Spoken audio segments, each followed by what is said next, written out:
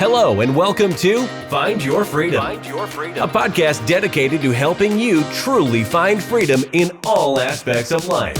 Join your hosts and their expert guests as they share practical tips and strategies for finding more freedom in your life. It's time to take control of your life and create the future you want. Let's find your freedom. Here are your hosts, Lenny the Boss and Omid Rad Investor.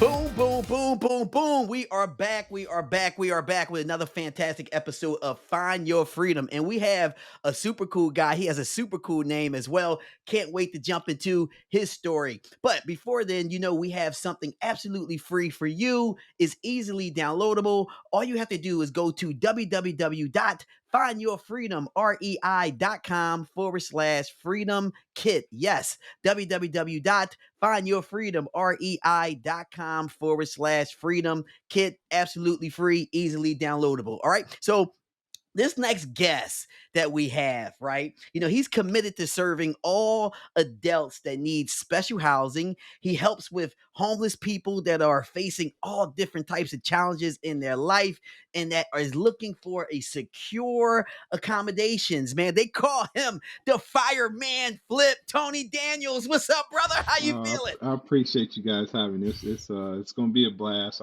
I'm excited. This is to be able to share my story and just I always say, even I don't feel like I have a whole lot to offer, but if I can just help one or two people, I'm that's my passion. So I'm good with that. Hey, listen, we love that because that's what it's about, right? It's just about helping somebody, get from A to B. And that somebody that you help, they all tied to, at least everybody is tied to about 5 or 6 people. So if you help one person, you helping 5 or 6 people, right? But we're gonna get into this fireman flip thing because I did some Googling on you and I saw some cool stuff. But before we get into, your story, if you could, just for the audience, just give a little background on yourself. Okay, so grew up in a pretty rough area, Cincinnati, Ohio. Kind of living in the housing projects. Really didn't know that we were poor just because mom did provide. Like we never missed a meal. But as we started to grow, I started to kind of play sports. Sports was kind of our outlet of kind of getting out of that situation. You go to different areas in different neighborhoods, and then that's when we started to kind of realize that we were in a pretty messed up situation, but our mom did an amazing job of kind of sheltering a lot of the bad things that were going on. As we started to get older, you start to have friends and family that kind of got caught up in the gang life, selling drugs. Kind of went to the what they call Boys and Girls Club, which is kind of like the YMCA. That was kind of a life changer for us to be able to kind of keep us grounded as we had adults that really poured into us. Not growing up without a father was kind of a difficult situation, but us playing sports kind of put the males in our life that were able to kind of give us some of that guidance that we needed to kind of stay focused. All throughout kind of school, struggled in school, kind of didn't know why. Had a bunch of teachers that wanted to kind of get me tested, but how our school went, if you got tested and you had some kind of disability, you had to go to special classes. And I knew I did not want to do that, as that was like, people made fun of you if you were in special classes. So kind of went through all the way through school. Kind of once I graduated, wanted to go into the fire service. Come to find out I had, a really bad form of dyslexia, ADHD. So for me, it was super humbling, as I was, always just thought I was dumb. Like I just would think like, man, I'm just not smart. I'm not built out to be this. I'm built to play sports or do something with my hands. But once I learned how my mind operated and how to learn on my own, I was able to kind of come out of that challenge and realize that asking for help and kind of getting around good mentors and people that can help me can really change how my way of thought, which then changed my outlook on how I looked at money and things like that. Wow, yeah. So I think that's super powerful. Like, you grow up, you're playing sports. You almost have these role models that, they kind of play role models in like the Boys and Girls Club, and I think that kind of sets the stage with regards to like you even staying maybe even out of trouble because you're doing these activities and you're kind of growing a passion into something. Can you talk on that a little bit as far as I think there's like this new like I feel like when we were younger, you go outside and you play, and now there's all these devices and all these toys, and people are scared to go outside. And so, what would you even say to parents, as far as like the value of going to some of these type of programs to kind of be active in general? Yeah, I think that's where the social aspect come in. As I'm kind of dealing with more and more kids, younger and older, I'm starting to see they're just socially awkward, unable to play in a group. They're kind of that loner, and it makes sense when they're playing video games. A lot of times, that's usually the only social aspect they get is by playing video games. So if you're not playing video games, you're not getting any social aspect whatsoever. So I try to push these kind of programs as it shows you one, you almost that's why I love sports so much, especially for kind of troubled kids, because it teaches you so many valuable lessons. Camaraderie, how to deal with situations. You're dealing with different people of color, different necessities. And it just teaches you so much because you can blow up in a game and it costs your whole team, not just you. So you learn how to play in a team environment. And a lot of kids are kind of bypassing the sports because they are playing these video games and kind of staying in the house, and they're missing a lot of that, what we call like early development. And it's hard to and being successful, I think you have to be able to talk to people. You have to be able to get on the phone. And so now that I'm kind of learning, I am pushing kind of my kids to teach them how to interact with people, different things that I had to learn on my own going to the Boys and Girls Club that they're not getting because they're not playing outside or going to these different programs. It's so interesting, and just to let I have a very similar story. Like grew up in a very rough neighborhood. I'm from North Philadelphia, and and it's funny because I'm sitting here listening to you, and you like, I didn't know that I was poor, until you actually Yeah, saw something different, and I never articulated it that way, and I'm sorry or thank you, but I'm going to probably start using that moving forward because I felt the same way. Like, because like until you start to see other things, you realize your situation. Like, I just let you know, I have 9 brothers and sisters, and I'm the 10th kid. wow, We okay, grew up wow, in a row home with three house, 1 bathroom row home. And wow. I'm thinking that is fine. You know what I mean? That was Like normal. That was it's normal. just it's yes, it was just considered to be just like a normal thing. You mentioned about I got some notes here. You mentioned about just like um boys and girls club, having that and not having a father around. Same here. My father was not in my life. You know, um how instrumental was that? Like, and was there like one person or multiple people that kind of you looked up to there, like as a mentor? Can you kind of frame that way on kind of how important it is to have something like that? Yeah, there were a lot of people that kind of dealt with the Boys and Girls Club, but one person in particular, his name was Rob Davis. He was like the organizer of the sports at the Boys and Girls Club, and he became, I mean, truly where like there was summers that I stayed at his house. He became a true father, in a sense of a father. Just showing me lessons, showing me what to do, what not to do, how to treat a woman. Like he showed me things that a lot, Wow. I think a lot of young men don't get. And you can tell that a lot of kids don't get a lot of that early discipline. Like it was the structure was there, which I think was the difference, because going to the Boys and Girls Club, you couldn't be suspended from school. Like you had rules and regulations, and they were Mm, super strict, but it was like the most strict but mm, loving place to go to. Everybody wanted to be there, but it was so strict. And I think most kids in that situations are looking for that structure, and the kids that have that structure are the ones that make it out, because there are consequences for your actions, and you learn that. And I think that was one of the biggest lessons that it taught us, is like there's consequences for your actions. So you can get in a fight at the Boys and Girls Club and get kicked out. Now you're not getting your hot meals at night. Now you're not getting that social aspect because everybody's there. So you're almost a loner in a sense, having to play by yourself because everybody's going to the Boys and Girls Club. So it was oh wow. it was super instrumental, and it really helped us as playing sports at the Boys and Girls Club got us to be able to go to a Catholic school our freshman year to play football. And that's where I really started to see different people and like just the real estate part. That's how the real estate kind of came, because I always thought real estate was rich Mm. people. I mean, it was, to me, it was like you had to be rich to own a house, because I didn't know too many people that owned their own house. Everybody was renters. So for me to go over to where I went to and meeting some of the people and realizing like there's a whole nother world out there, and the only way you can accomplish that is by either going to doing sports, going to some kind of trade, or going to college. Like them are the only ways that you can experience that better life, and that's where the Boys and Girls Club was so instrumental. So I do want to talk a little bit about this. I feel like I can't even say dyslexia, dyslexia, Dyslexia, and yeah, yeah, ADHD. Yeah, right. Yeah, yeah, like a tongue yeah. twister for me.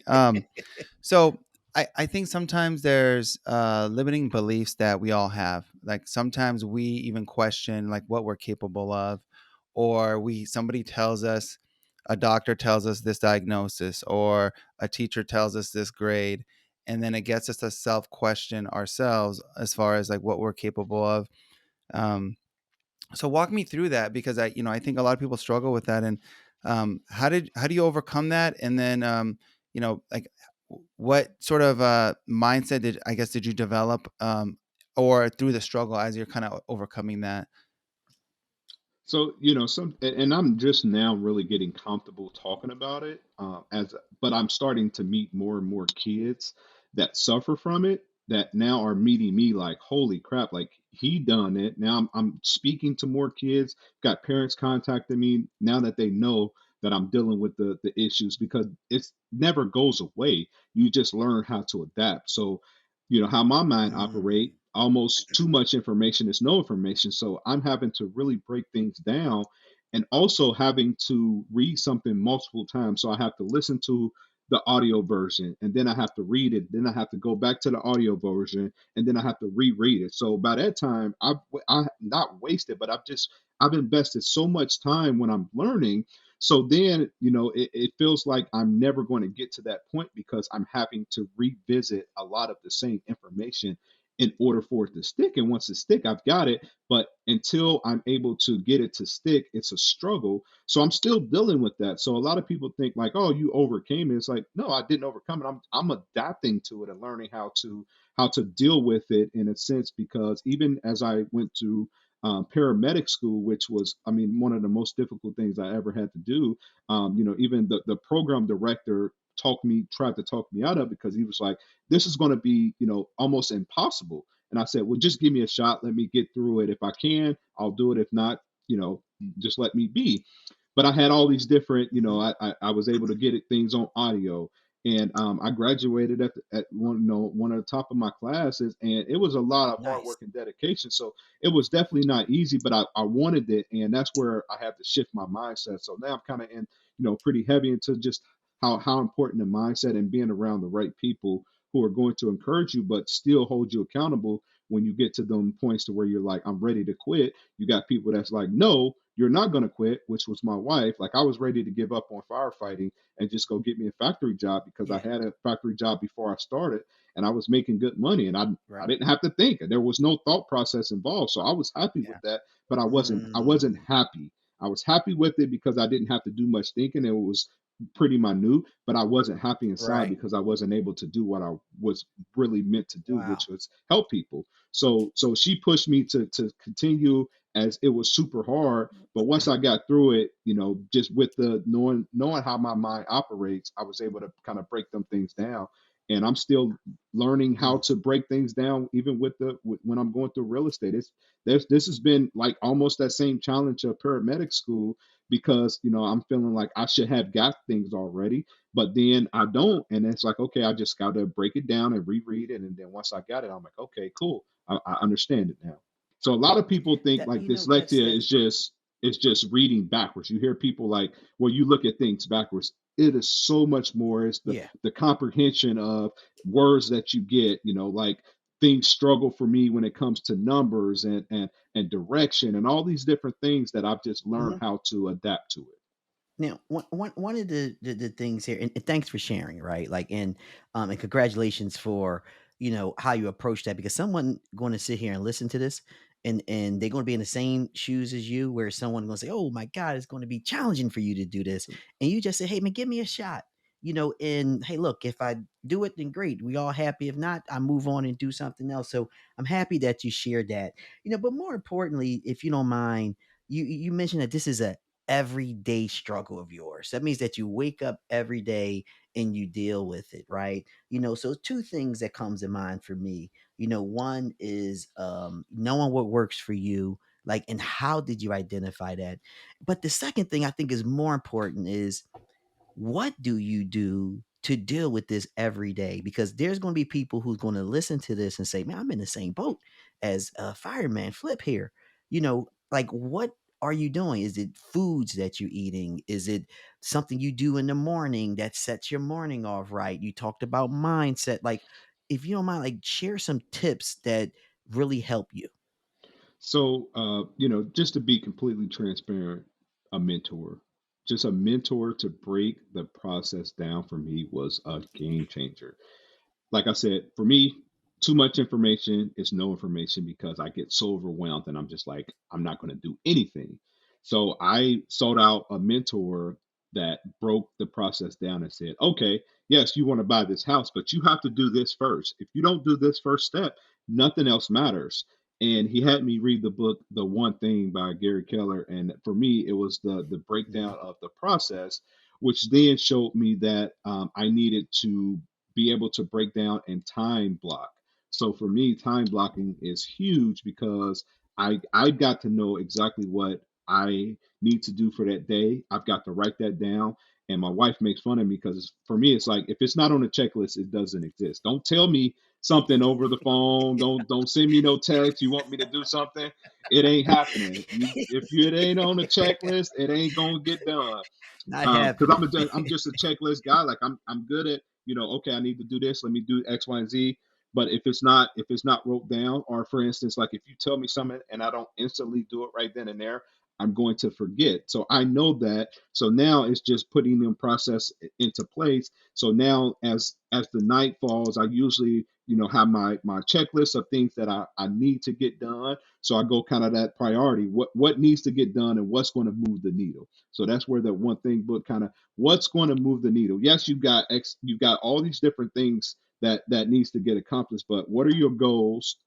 I revisit my goals daily. I've got, daily, weekly, and monthly goals. And it's like, what's going to move the needle for that goal to get done, whatever we're trying to do. And I can't concentrate on all these other things until that one thing gets done. And for me, that has been a game changer as it's really shown me the importance of kind of breaking down and having that time block. For me, time block is everything. I think time blocking is super powerful. It's you put it down, you write it down, you're just more likely to get it done. And I think a lot of people may go through their day and something like comes up to their mind, like, "Hey, I need to do this," and then they forget about it because you get busy. Yep. But I Yep. think just setting aside time is a great model, and I think that's super powerful. Um, let's walk through kind of like, so you go, and I don't know if the term is correct, but like the ambulance school, and then you're kind of transitioning into like Hmm. being a fireman. So Hmm. kind of walk through like, okay, so you decide, hey, I can pass up this job that pays well and it's easy, and you're going for the hard thing, and you're also told, hey, chances are you're not even going to pass. You're not even going to do this. So Yep. maybe walk us through kind of some of the emotions and thoughts that you're going through, and how you kind of got through everything and actually like proceeded and became successful.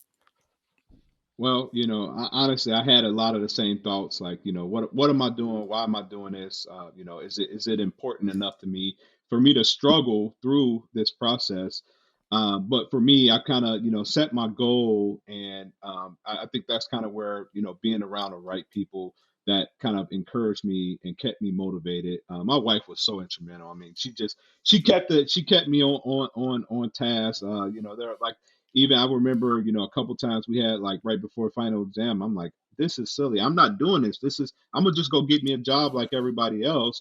And she's like, no, that's not what we're going to do. You sought out to do this thing. And even I had a really good conversation with the dean of the school that I went through after I accomplished the passing of the paramedic, as he really wanted to dial in, like, what did I do that made me successful, as he knew the different struggles that I went through as I was getting the extra help. And they did an amazing job of letting me get the extra time on task, all the different things that I needed to be successful. And so being able to talk to him and kind of really guide through kind of what I did to be successful, like he was able to kind of implement a lot of the things that helped me into the regular program, because so many people struggled with the same things that I was going through.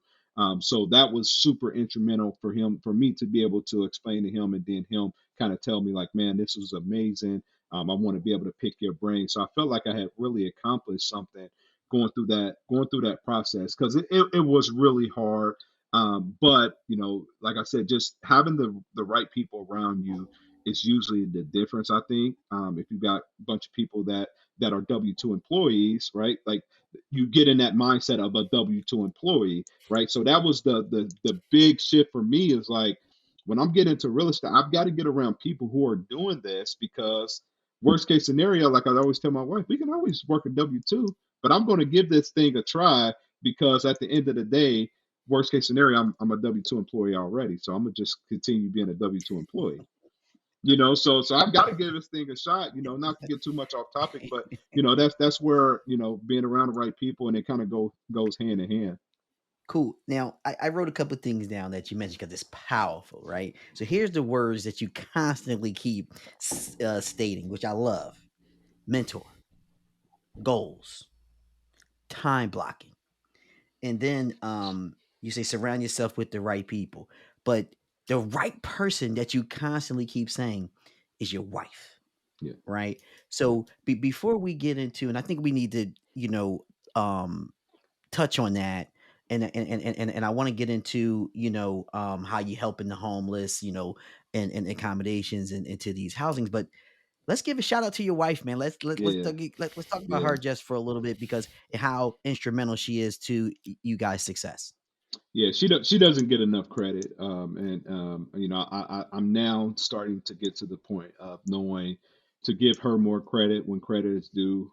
She's a strong woman, raising three kids, kind of now starting to kind of put her health first. So she just lost 40 pounds over the summer. So trying to get her to understand, like, That's all. yes, our kids are important, but if we're not in a good space and you're not in a good space, we can't help our kids. So now I'm trying to teach her how important her health is. I've kind of got this, and it really shows now that she is starting to. Like, she was a struggle kind of getting on board with the real estate stuff, just because, like, she was getting comfortable, just like I'm comfortable. I get super comfortable, and it's like, oh, we both W-2 employees. She's a school teacher, so it's like she's around a bunch of school teachers, and they get off in the summer, and it's the best thing ever. All the holidays are off, so it's like we could just ride this thing out for 30 years and get our pension. So she's been a challenge getting on board, but now she trusts me, as she's seen me grow, and she wanted to make sure it was not this fad thing, because I go through these. I'm just a kind of a hustler by nature, so I'm always starting this and starting this business and doing this business. So she wanted to make sure that what I was doing was not just this fad. And she needed, once she got on board, she was going to be fully on board. And I'm starting to get her on board, as I'm still doing the gym thing, and started a gym business. And she's like, so how you're going to do all this? As our goal is to for me to be home more, spend more time with my kids. So trying to not lose sight. And she's done an amazing job of keeping me focused when I get to the point to where I'm doing so much. And she's like, remember your goals, remember why you're doing it. And usually it kind of snaps Wow. me back into place. So yes, I got to give her more credit, and I'm starting to realize how important it is to give her more credit.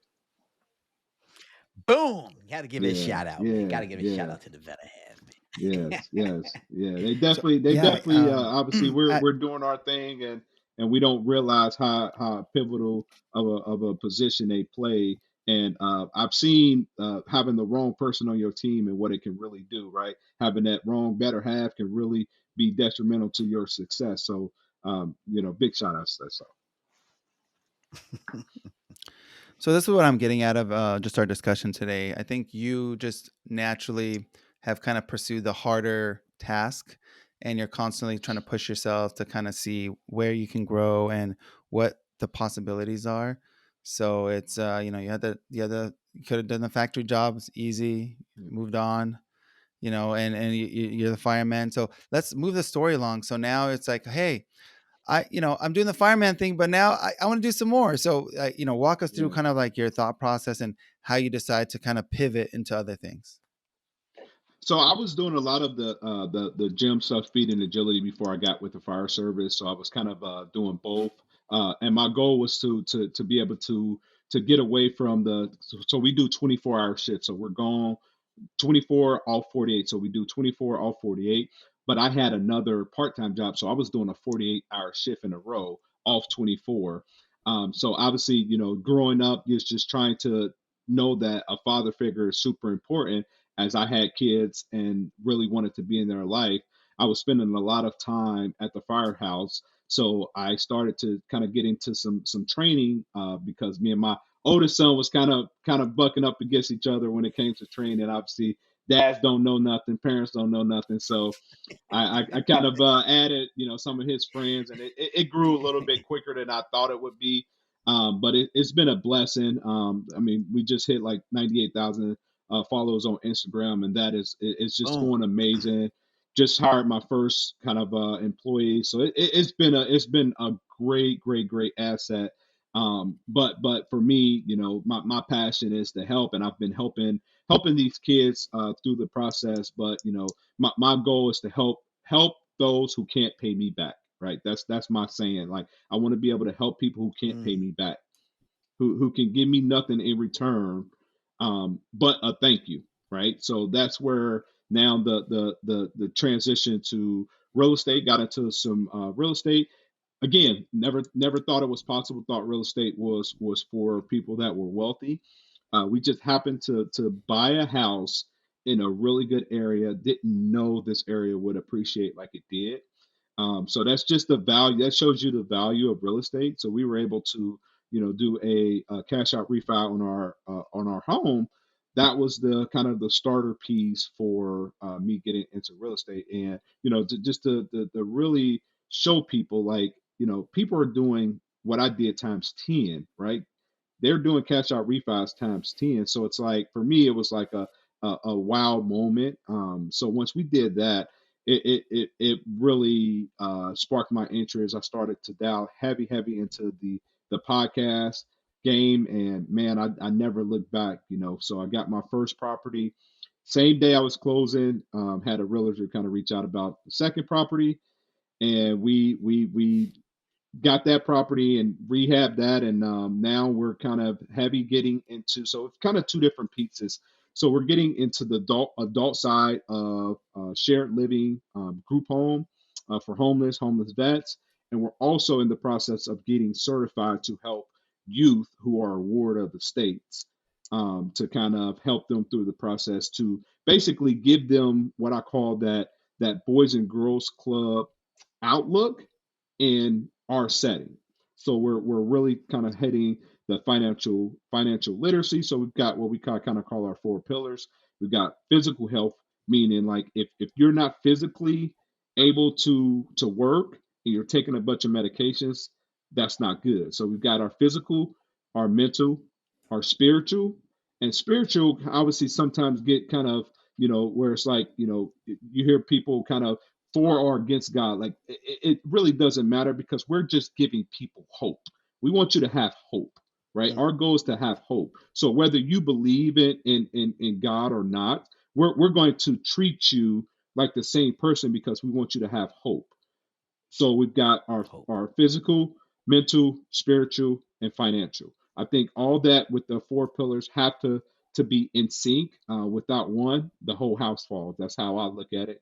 So we're kind of really tackling a lot of the issues. I mean, you hear pretty happy about affordable housing. I mean, that's like the buzzword now, affordable housing. So we're now kind of giving people the opportunity to get out of the situation that they're in if they want help. I mean, we're not going to help everybody. Everybody's not going to go through our program and be successful. But if we can just get the couple that really want help, we're here to really get them into a better situation. Man, dude, this is just you got a really good thing going on. And it's funny because real estate works in a very interesting way. Just like you said, man, you bought a house, and it appreciated, and that cash out refinance tax free money is something special, man. Right? It really opened your mind up to say, what in the world Yeah, does this the cheat place really code, got to offer? life's cheat code, you man. know, That's what I tell people. It's life's cheat code. Life is cool. I like it. I like it. So I'm looking over here, and I have your website up, right? Daniel's Place, correct? And Yes, sir. so I'm seeing here that you provide for the elderly, the mental, VA housing, disabled adults, halfway homes, assisted living, sober homes. So I guess, like, how do people happen to find you? Is this government funded? Do programs place people? Like, how does this whole thing work? Yeah, so it's kind of a twofold. So we do have some people who are private. So right now we're operating two properties. So the property that I rehabbed, I did a full rehab. We've got people that'll be going in there, and then I'm actually subleasing a property. So that's a whole nother niche that I'm kind of really tackling. But we've got three people in that property, and they're all in different situations. You've got one person that's a private pay. You've got one person who is getting SSI and then some government assistance, and then you got one person who's getting some program funding. So it's so many avenues, and it's a sad thing because like even as I'm going through this process, I'm starting to realize one why people don't get into the shared living or group home niche just because of the kind of that bureaucratic things that you have to deal with. Everybody is kind of that kick the can down the road. No one wants to tackle issues. So now you got some young guy coming in asking questions, and people are like, "No, no, no, that's not how we do things." And I'm like, "Why?" My thing is always why.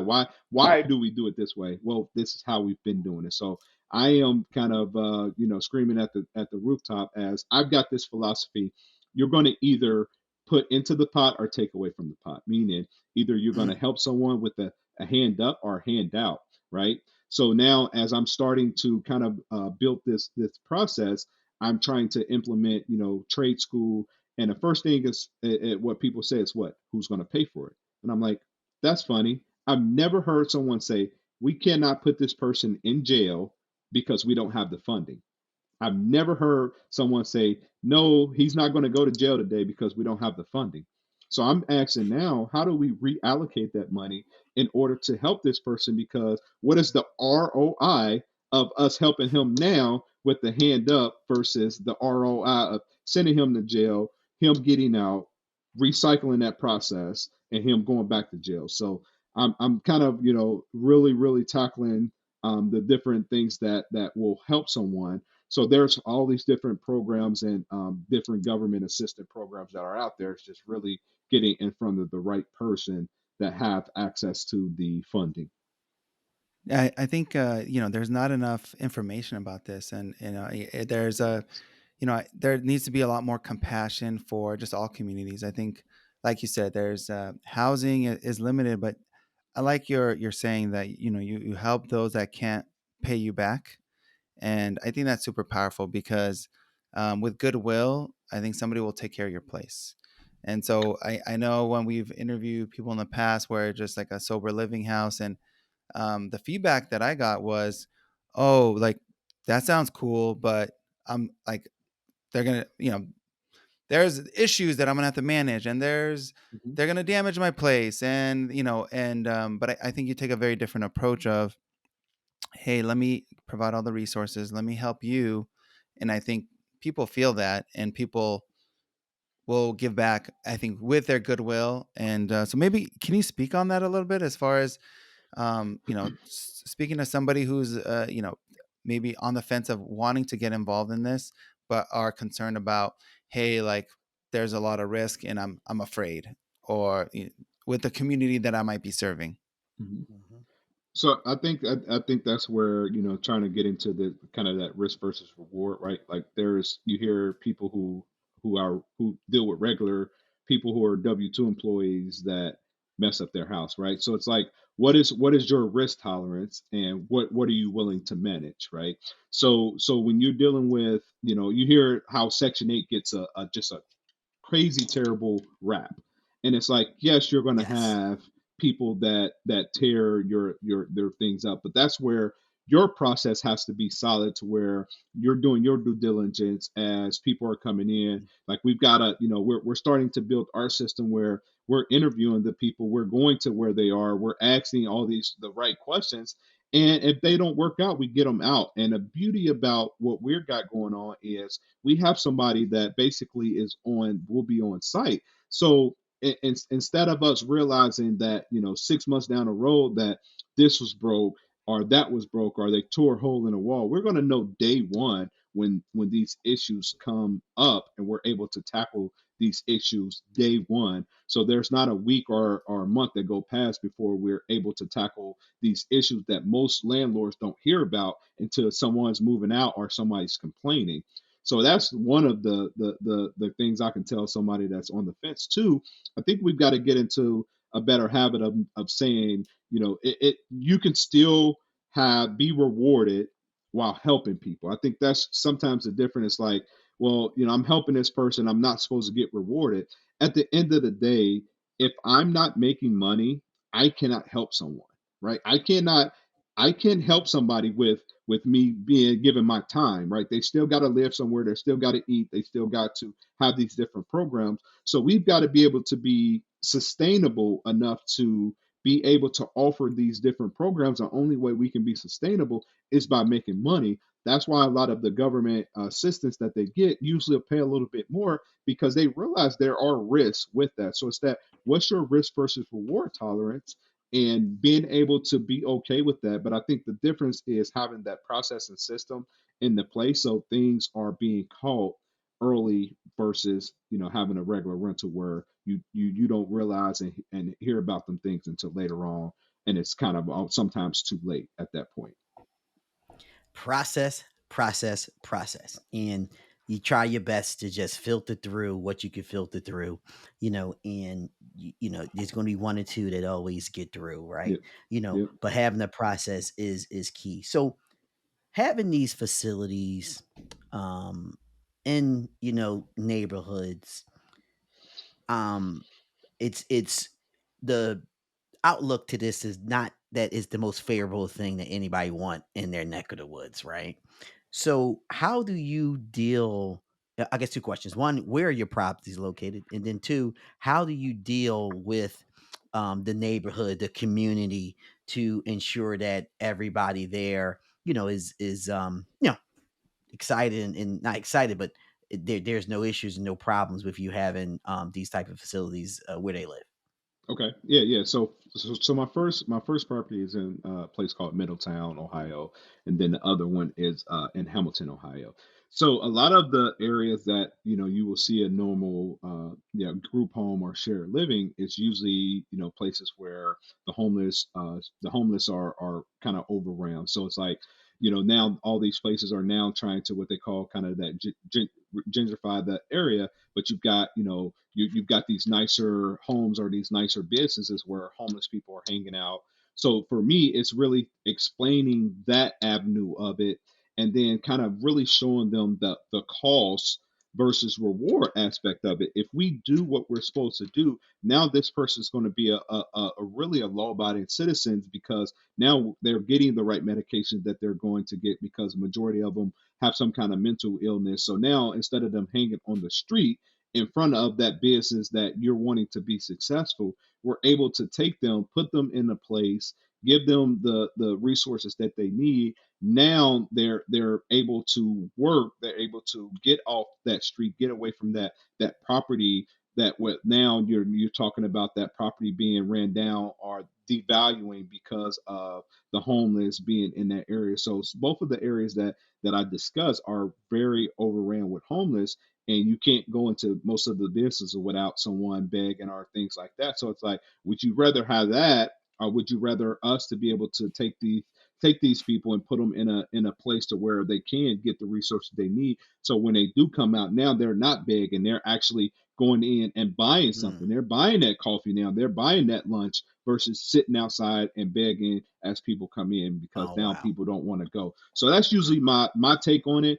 And I really try to explain to neighbors, as we're going through the process, I'm able to then connect with them, because a lot of times most people have a cousin, a brother, or uncle, or something like that that has had to deal with this.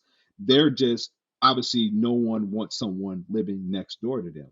But if I can get you to then break down that barrier to understand, like, we're just trying to help that person, and you now we're making you kind of dial into your stories, and then once they kind of tell us, well, yeah, I had a cousin or an uncle who had to deal with some mental issues. It's like, well, what if they didn't have a safe place to live? Where will they Mm. be? And then usually we get some kind of breakdown. And I'm pretty open with the neighbors. I go to the neighbors immediately and kind of talk to them, let them know what we're doing. And if usually when we get some pushback, I get that person to be a super advocate for me. I say, well, how about this? How about I give you my number directly? You have any issues, you call me and we'll work through them issues. And most of the time, they become an advocate, because now I've got an older lady in my Hamilton house. Like, she was like, yeah, I'm not really with this.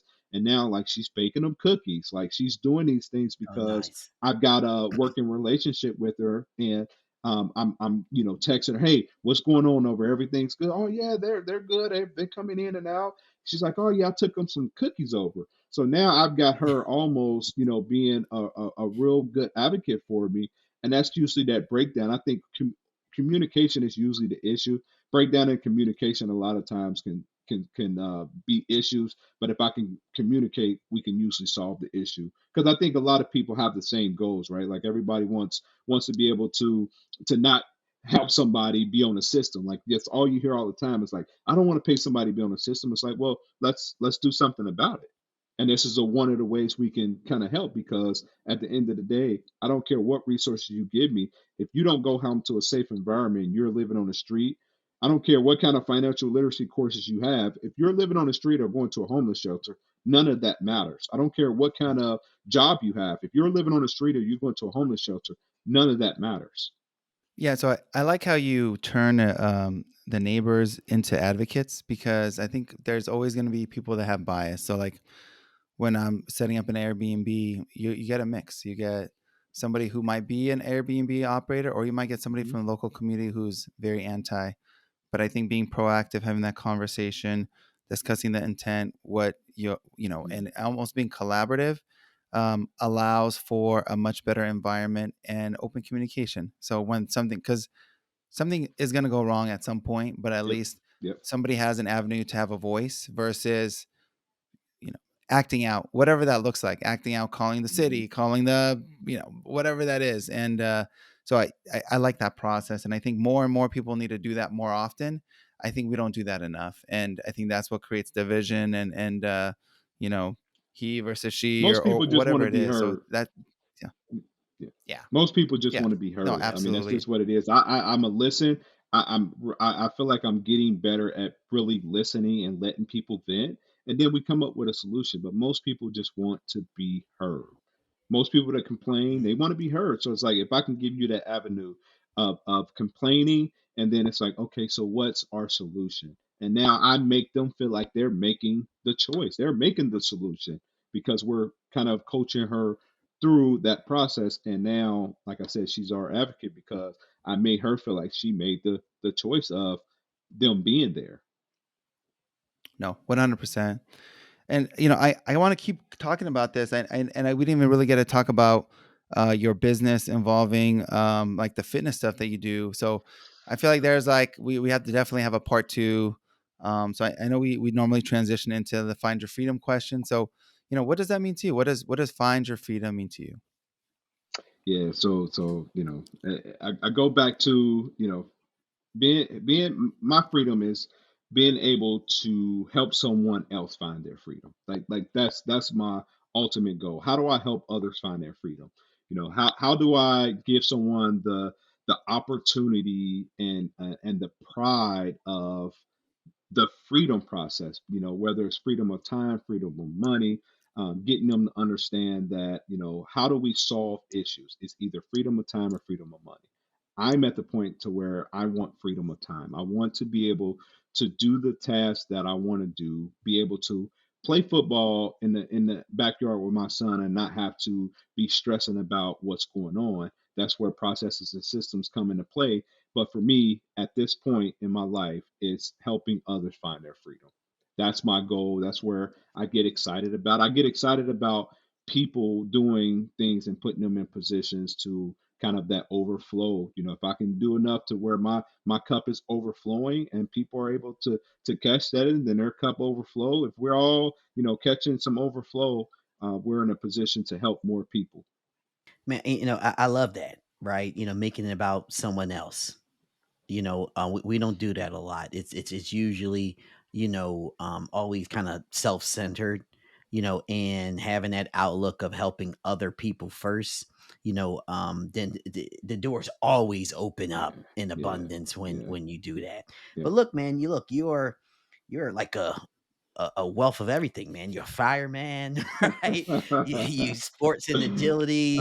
You flip houses. You help with so many different challenges of placing people in houses. So, how can people reach out to you? How can people get in contact with you?